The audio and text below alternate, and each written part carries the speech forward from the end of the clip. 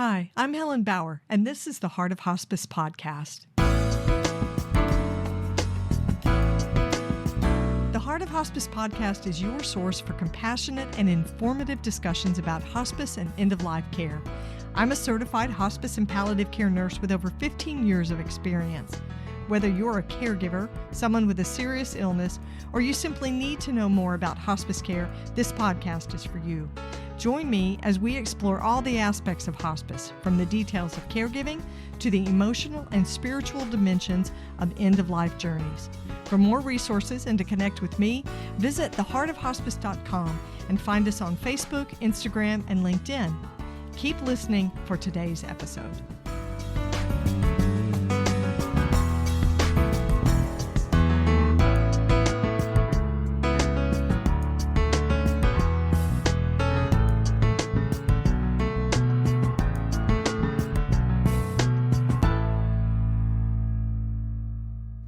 This is the Whole Care Network.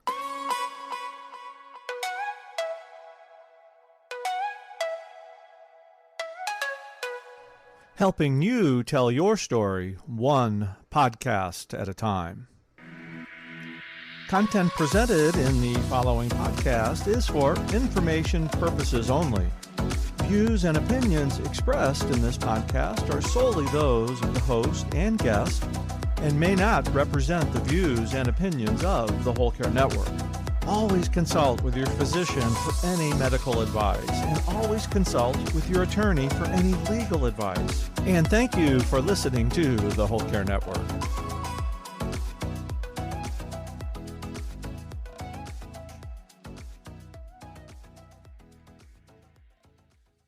Hi, this is Helen, and I'm here to share some exciting news with you. During the month of November, the Heart of Hospice podcast is bringing you 4 special episodes featuring end-of-life educator Barbara Carnes. Barbara is going to be sharing stories about her hospice career that you've never heard before, talking about the lessons she learned along the way and her dreams for hospice in the future. She'll also be talking about her personal caregiving story and her grief journey following the death of her husband. Each episode will be published on Mondays during the month of November, which just happens to be National Hospice and Palliative Care Month and National Family Caregivers Month. You can hear the first episode on Monday, November 4th, so be sure to like and follow the podcast on your favorite podcast platform so you won't miss an episode. I want to thank my friends at the Death Deck for sponsoring this special series with Barbara Carnes. Be sure and check out their newest product, the End of Life Deck. With a casual tone and open-ended questions, the End of Life Deck makes starting conversations about what matters most a little easier. Visit thedeathdeck.com to learn more. The Heart of Hospice podcast is being sponsored by the Death Deck, featuring the End of Life Deck. The End of Life Deck is used by many healthcare providers as a casual way to help start conversations about end-of-life wishes. It helps people communicate what matters most to them. To learn more about the EOL deck, visit thedeathdeck.com. My guest, death educator Lee Warren, believes that preparing in advance makes a good death possible, and that's what she's working to provide in her community. Lee Warren is a death educator and end-of-life preparation guide. She was fortunate to learn about dying within the context of a village, when over the course of 2 years, the close-knit village of 125 people where she lived experienced the decline and death of 6 members whose ages ranged from 2 to 98. Those deaths and the generous people who experienced them offered an incredible opportunity to Lee to reweave a more holistic approach to end of life than the one that is generally offered to us. Lee helps folks who are engaged in a death and dying process to overcome their fear of death by being both internally and externally prepared. You can connect with her at queenofdeath.org. In our conversation, Lee shared the details of the principles of the eco-village where she lived and how the community supported the people who were dying there. Her approach to advanced care planning helps people envision their own personalized plan for their end of life. She often implements the Go Wish cards, great tool, to help people prioritize their death plan and figure out what's meaningful for them. Lee's hope is to bring death literacy to the forefront of people's minds. So enjoy this conversation with death educator Lee Warren.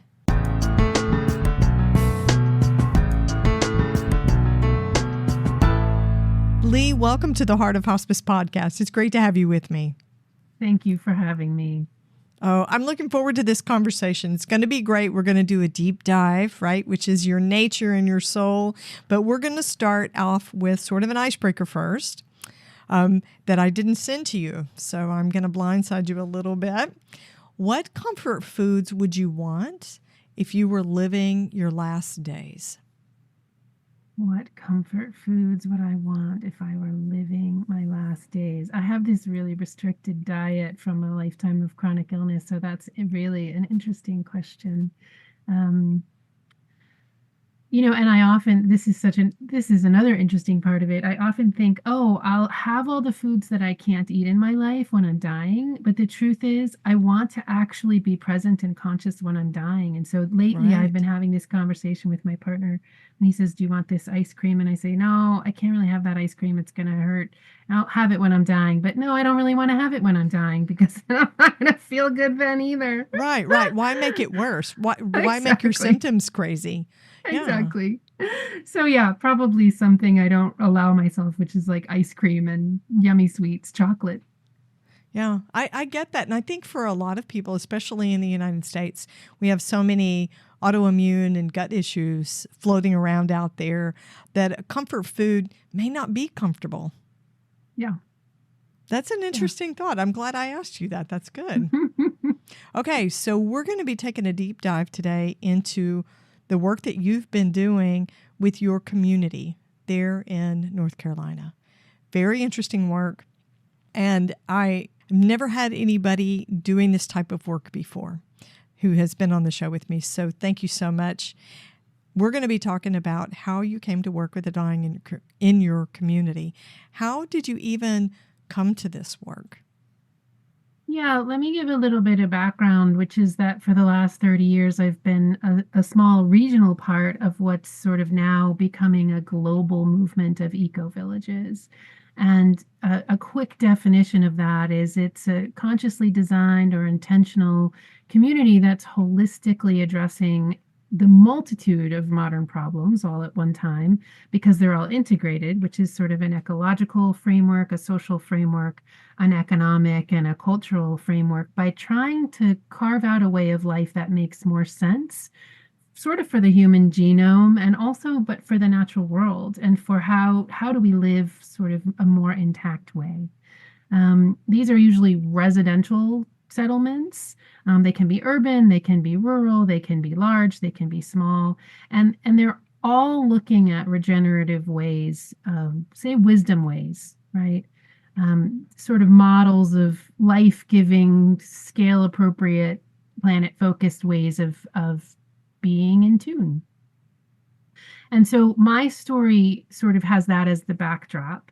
And I have been in a rural, independent income eco-village in Western North Carolina, outside of Asheville, since the late 90s. And it's about 150 folks, and there's a lot of focus on off-grid living and natural building and learning to grow food and fiber, doing participatory governance systems and how to get along with each other, how to resolve conflict.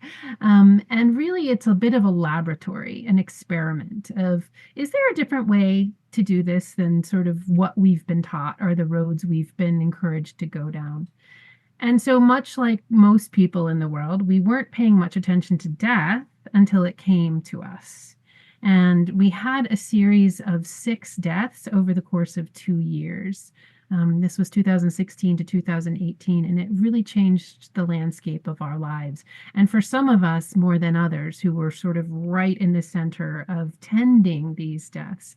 And because we were already oriented towards conscious living and social cohesion and experimenting, we saw it as an opportunity to dive into what does it look like to care for our own. And we really leaned in. 4 of those 6 folks declined at home. 3 of those folks died at home, and all of those folks had home funerals and home burials. So we were really fortunate to have this sort of infrastructure, social and physical infrastructure, that allowed us to experiment with reclaiming sort of the art of death and dying in community. And from that experience, several of us just sort of went quite deep into this process of, wow, this is where it's at, right? This is sort of where the secret sauce is of how to do this well. So that's a little bit of the background. Interesting. So you were one of these people that found you had a natural interest, a natural gift, skills, talents, and a willingness to be present. I mean, that's a pretty amazing thing. Were you interested in care of the dying and death before that? I wasn't, the breadth of some of the projects we take on in the Eco Village, it's a little overwhelming, like I didn't know how to farm and then I learned how to farm, and I didn't know how to build and then I learned how to build our own houses. And so it sort of comes with the territory of folks who are trying to recreate systems that make sense, is that they're sort of willing to jump in and be like, okay, we don't know about this, but we had this way of learning, and I like to think of I have these 4 pillars of like what guided us to that place. And I want to say the first component, the first pillar that guided us was the dying themselves, who were embedded in this social fabric and saying like, I want to be here and I want to do this consciously, and I want help doing this. And so we were already deeply invested in these relationships. So that was a huge guide. And then another guide was really good mentors. We reached out to our extended community and found some really amazing mentors that helped us move through this process. A couple of Buddhist nuns who taught us about after-death care, home funeral, home burial. We had, many of us had trained in grief work with a woman named Soban Fusome, who's of the Dagara tradition in West Africa. So we pulled together mentorships and we said, we're in need, necessity is the mother of invention. We have a need. Can you come help us? And so we were able to walk through these processes because we wanted to really do it in our community.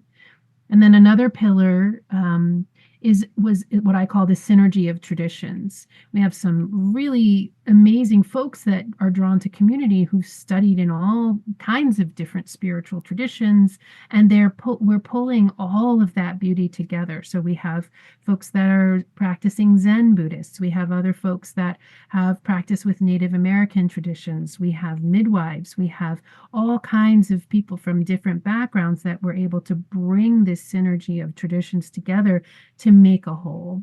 Like the idea of you can't raise a child without a village is like you can't curate a good death without a village, right? Right. And then the fourth pillar, so we learned from the dying, we learned from the really good mentors, we learned from this synergy of traditions, and then the fourth one is this sort of evolutionary pattern within us just emerged, right? And I want to say, like, we know how to do this.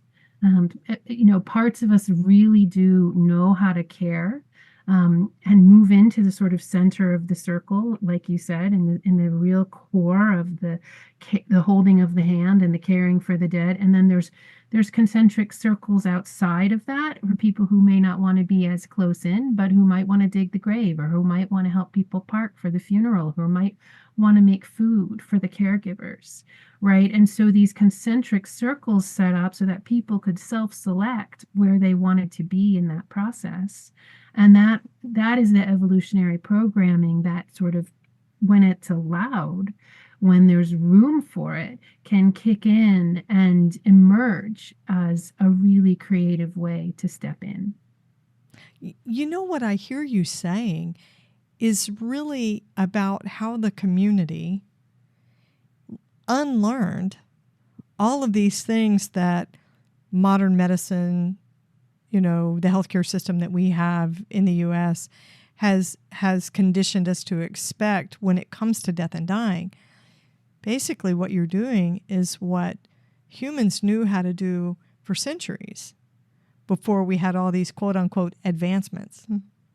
Right. Yeah. I mean, the funeral industry didn't pop up until industrialization, right? And it was in the mid 1800s to late 1800s. And only then was it in big cities. Everyone cared for their own at death. This Right. was our ancestry. It's not that long ago, and if we are, as a group of people who've been sort of questioning the cultural narratives for decades, this was in keeping with sort of our ethos of like, wait, I think we want to do this, to the point where we would go to the local morgue and get the body and bring it home. And the sort of the morgue director is like, oh, you all again, for goodness sake, you got used to us. Bunch of weirdos. Is that what, Exactly. Yeah. But it truly is touching back on traditions that we had for years. I mean, embalming didn't even come into being or use until the Civil War, when they needed to embalm bodies and preserve them. So there's so much to unpack in this.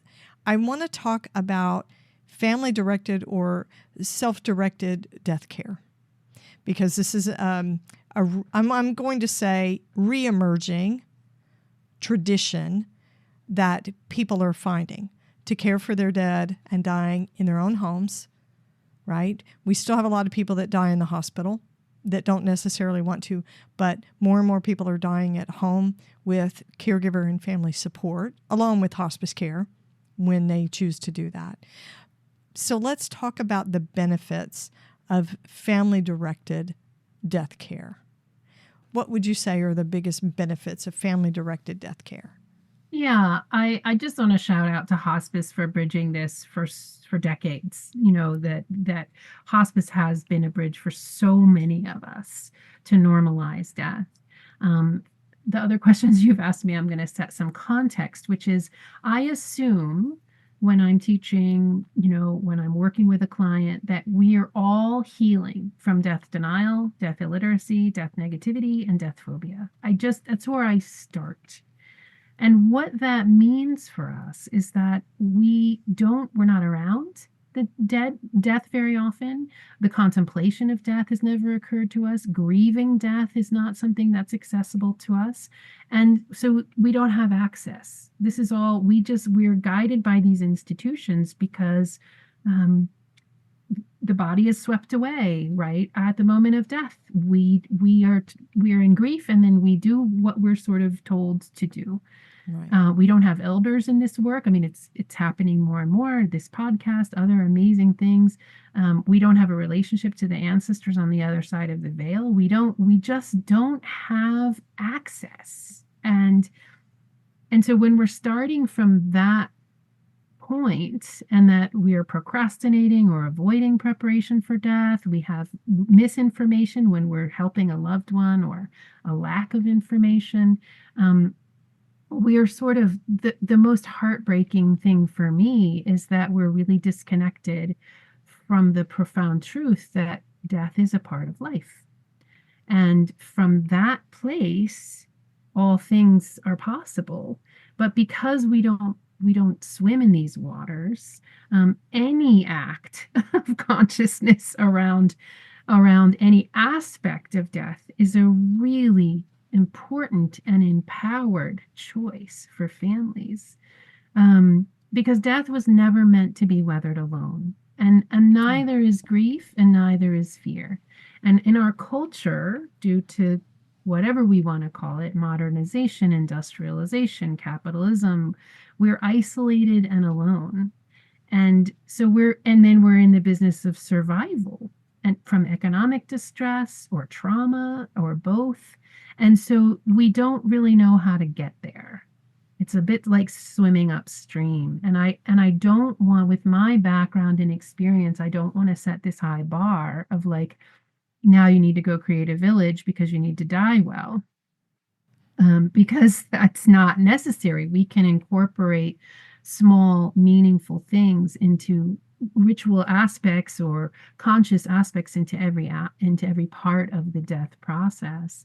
And so what I think of is, if families can achieve some clarity about their end of life wishes, create a roadmap for what that looks like, start to do some internal preparation for death as well, then they have some tools and some knowledge and some empowerment to carry those wishes out.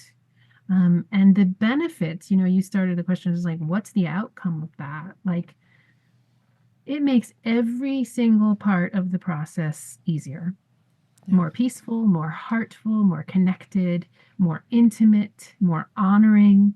And then up until that process, there's a lot of relief knowing that affairs are in order. You continue to be able to cultivate the qualities that make for a good death, however you define that, and really alignment with your own essence. We use different words for this: your divinity, your soul, your nature, the cycles of life and death. When you're connected to that, things can flow. It seems to me that when you talk about family-directed death care, it's all about creating what you consider a good death. We have a tendency, especially healthcare people, to decide what a good death should look like, right? All the symptoms are managed. You're at home in your bed. Your family's right there. You die peacefully, and they grieve appropriately. I've seen that documented so many times on death visit notes.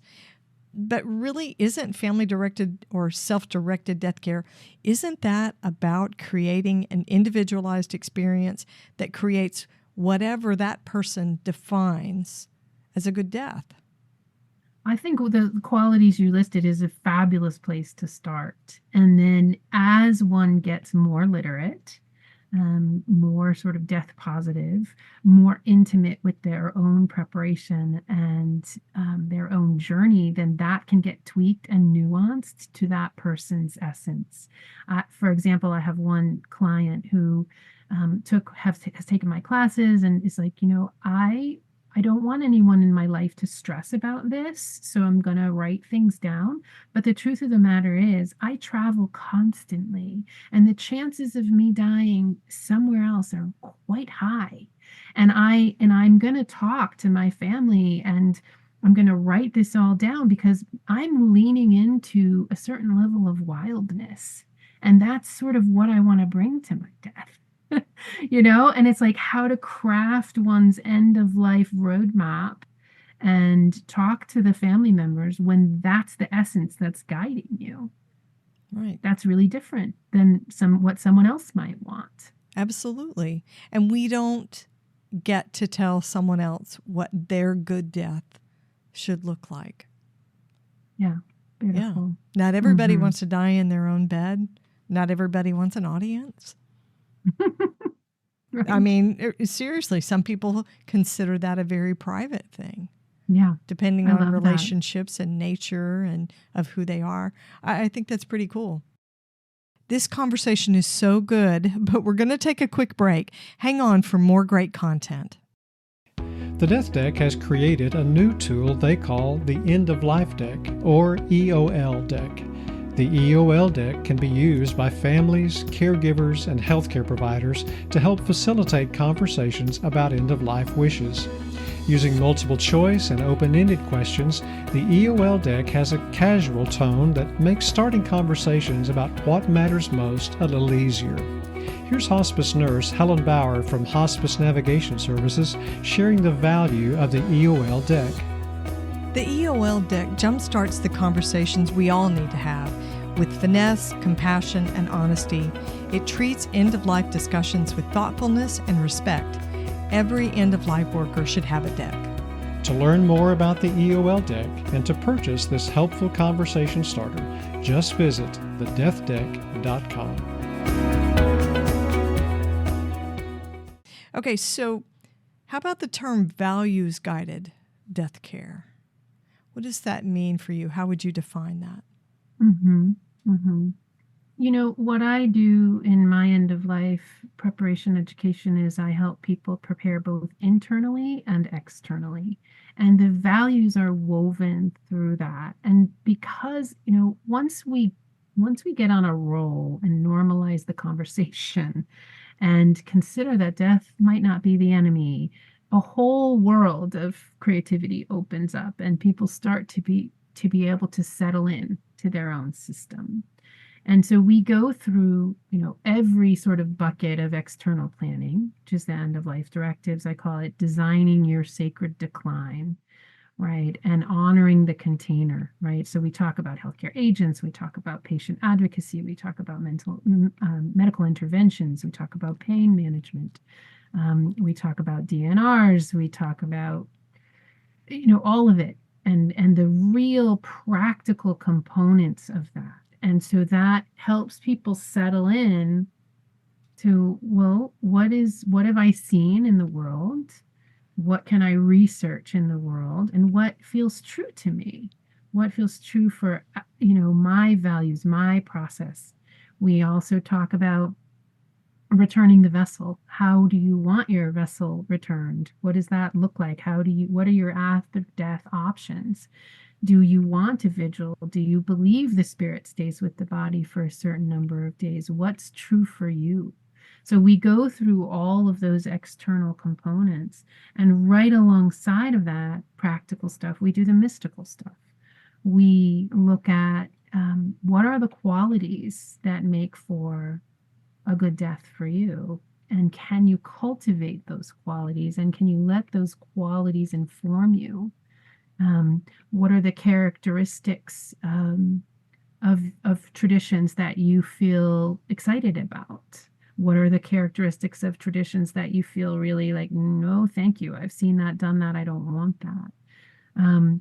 What does it look like? We even talk about tuning into the blueprint of the self. How do we look at embodied, the wisdom in the body for dying? How do we look at psychedelics and the practice of dying? How do we look at all of that? And we actually also do a module or a segment on the blessed giveaway, which is, what do you want done with all your stuff, including your financial assets? All of these things, like what are your bucket lists and your last wishes and your legacies? And so when we're sinking into all of this, it allows people to really watch what rises to the surface for them, what's important to them. And then, as in all things, in my death education, I usually say, well, in one hand, we hold this finely nuanced design. And in the other hand, we hold, you get what you get, because Yeah. we might not be able to create that, but Yeah. the preparation will serve no matter what happens, because this preparation is of an internal and external versions. So everything a person holds valuable, everything they believe spiritually, through religion, their beliefs, their ethics, their standards, all their values, all of that gets woven through, from what I hear you saying. All of the advanced care planning, all of the emotional and psychosocial searching and sussing out that they do. Their values are written through everything. But I love the point that you're making about sometimes things don't happen the way you expect. So isn't it even more critically important that you don't just write that stuff down and you don't just research it inside yourself, do the internal work? You have to talk and communicate it somehow to those who surround you and will support you as you do this. Mm-hmm. Mm-hmm. Yeah. Yes, you've made several good points there. This piece about a death plan, much like a birth plan, we Right. have to set it up so that we are not failing if we don't get what we designed, right? And I think Right. it's really important. We can certainly grieve We can grieve something if it wasn't what it looked like. But part of death literacy is coming to terms that we may not have agency in certain areas that we really want it. And I love the Go Wish cards. If you haven't, have you seen those Go Wish Yes. cards? It's Yes. a little card game where you get to lay out your, primary, secondary, and third sort of desires. There's little qualities and characteristics on each card. And when you play that game in a group, what you do is you subgroup the groups out and you say, okay, this group over here, you've just been in a car accident with your healthcare agent and you only can pick two of all of these cards, right? So you start to play with these cards and you realize, like, wow, you know, while all of these things are my ideals, I may actually have to let go of them. And so this is part of death literacy, is what's really important to me. Awesome. That's really great to identify. And how can we hold these things lightly, just like life, right? And the more we can do that, the better prepared we will be for whatever comes our way. I love what you're saying about using the Go Wish cards. That's one of my favorite things, to help determine your priorities. So what I have found when I've used Go Wish for myself is almost all of that stuff seems important. But that's not how you play the game, right? You're only supposed to pick out, I don't know, the top 5 or 10, Yeah. top 10 or so of, Yeah. of the things that are, super vital, non-negotiables, right? And I'm looking through all of that and I'm like, well, I want, I'm at Luby's and I want a little bit of everything, right? All of these things are important to me. So it's interesting that you make that point about some of these things can't happen for you. So if you have to choose between only 2 things, which would you choose? To really mine down and pinpoint what's important. Right. And that comes back to the previous conversation about the characteristics that are needed for a good death. And there are some universal ones. And at the Go Wish game illuminates, like, letting go is probably a practice that we could all benefit from sooner rather than later. Letting go of our preferences, letting go of control, letting go, of the outcome that we wanted. Right. And Expectations. since we're all moving towards death, the more practice we have at that, like the Go Wish game, it's a really important reflection to us of, like, ooh, wow, can I even grieve some of these in this moment that I might not get them? Can I process that now? And that's what end of life preparation at its best helps us do. It helps us every day use the certainty of our own death as a way to be more fully present, as a way to cultivate these things that allow us to realize the temporariness of our existence.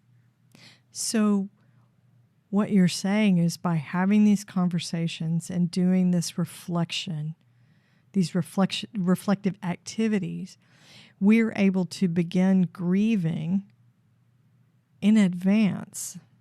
I hate using that word because it leads us to advanced care planning, which is such a medical procedure, right? It's totally about documentation. But advanced care planning is really about what you're talking about. If it's done fully and completely and robustly, that's what it does. Yeah. It's not just about the legal paperwork. Right. It's the practical and the mystical. They need to go hand in hand. And without the practical, we don't really come face to face with our mortality. And without the mystical, we're just terrified, right? So we need both. And what happens is, the more one contemplates, that fear tends to loosen. And what fills in the gaps is actual gratitude. What fills in when we start to use death as a daily contemplation, we have access to so much gratitude for this moment that will never happen again. That life becomes really rich. And therein is the paradox of death preparation. What I say makes for a more ecstatic life, because we have access to the reality that this is such a gift. Beautifully put. So you mentioned death literacy earlier. What do you think people need to know? And this is probably a whole podcast interview, probably another conversation by itself, but in a nutshell, right? What do you think people need to know to be death literate? Yeah, I mean, if I could boil it down to one single word, it's curious, and how can we get curious about what it means to die? And wherever there's a sort of crack in the facade of denial, like, can we use that curiosity to sort of wiggle our way through? I have sort of this framework that I use, which I'm happy to share with you. But again, it boils down to that, like, can we peek out from under the covers enough to say, what's here? What is here? I use these sort of 4 pillars. Again, I love my 4 pillars. One is embracing death as teacher, death as gift. And that does sort of prime the pump of curiosity. What does that mean? What does it mean that death is a gift? Is it a gift to me as the dying person? Is it a gift to the people around me when I die? And so that's a sort of an ongoing inquiry that I really love to pose. And then the second pillar is designing your own decline. And that has such a component of self empowerment that really drives the sort of bus of death literacy. The third pillar I use is embodiment, mindfulness, and contemplative practices. And there's just a host of things. It could be poetry for one person and chanting for another person and movement for another person that really help us open our to our larger selves, however people want to call that, the higher self. And that's crucial in death preparation work. And then my fourth pillar is sort of giving and receiving support in community. And we weave again back to this, and community does not need to be residential or intentional. It's just, it could be the Death Cafe movement. It could be, gathering a group of people to do a book club. It could be, being present when someone's talking about the grief of losing a spouse. So how do we build more death literacy in our communities? And that really, those sort of 4 for me shape what gets us there, driven by the motor of curiosity. I like that. Open-mindedness. Open. Yeah. Open. Yeah. You've been doing this for a while, being very present with the dying in your community and educating so much. Tell me about a time when you were companioning someone who was dying and what you learned during that experience. Mm-hmm.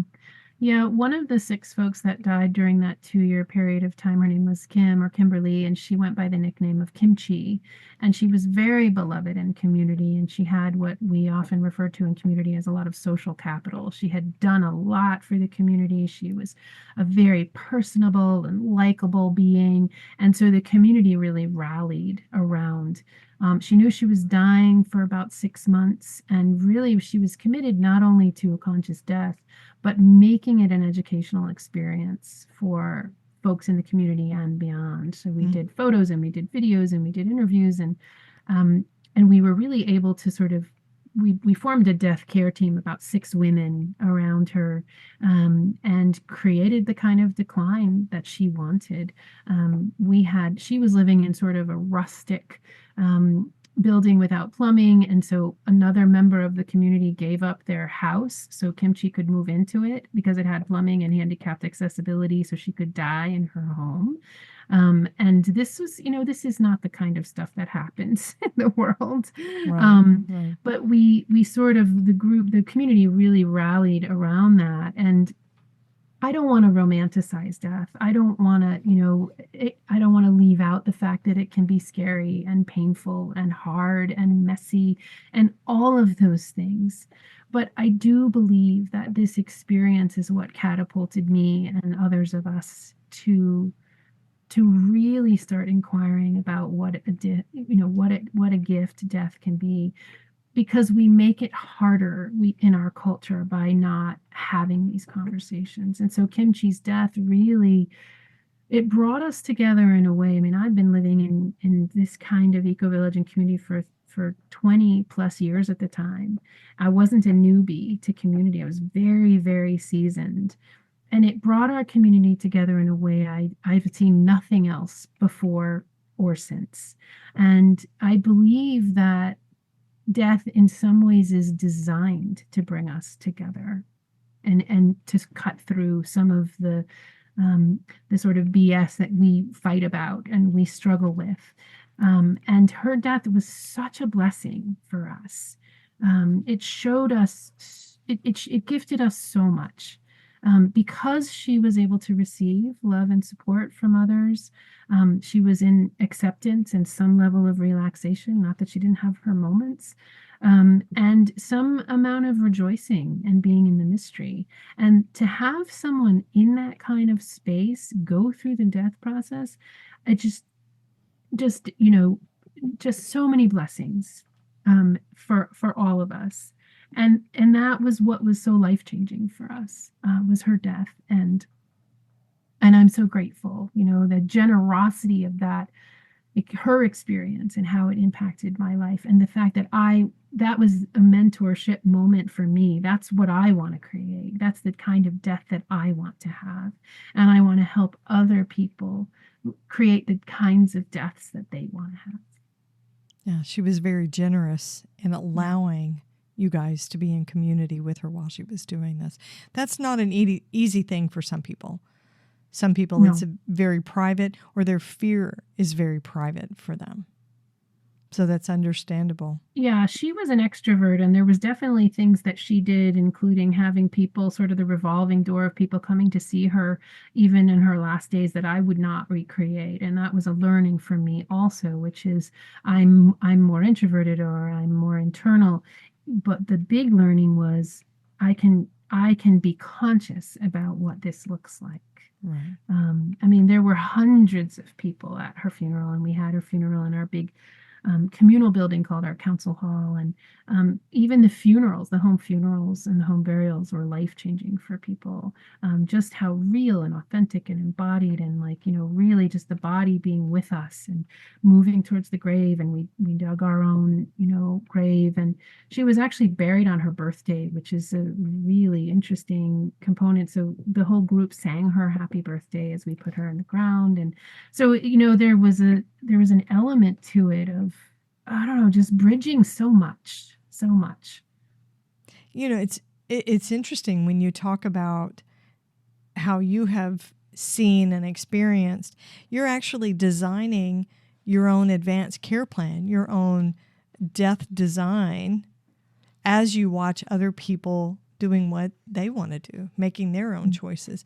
And isn't that a really wonderful part of advanced care planning?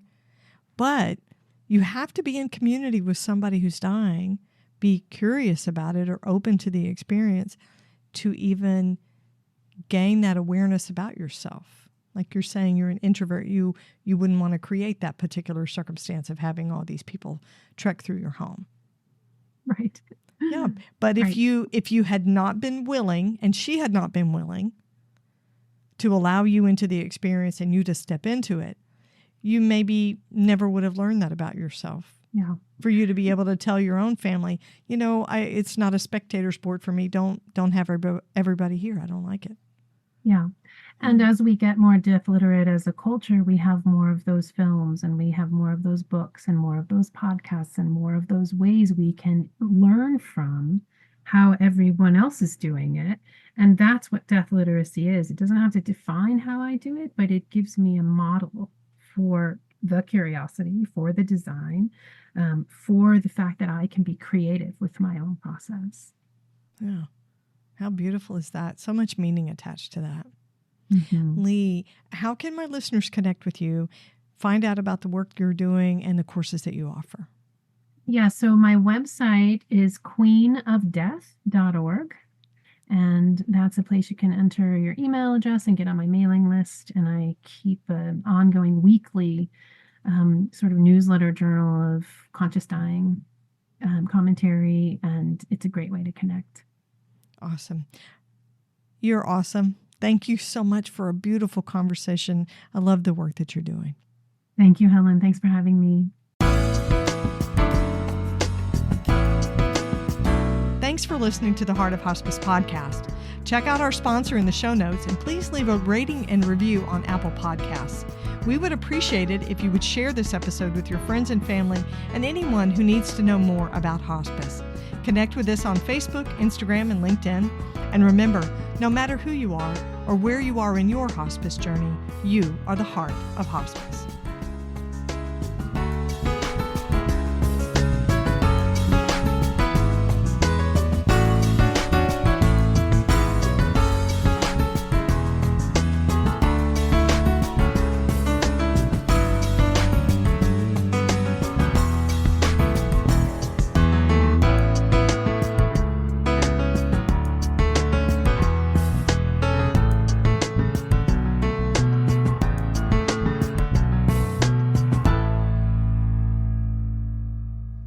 This is the Whole Care Network.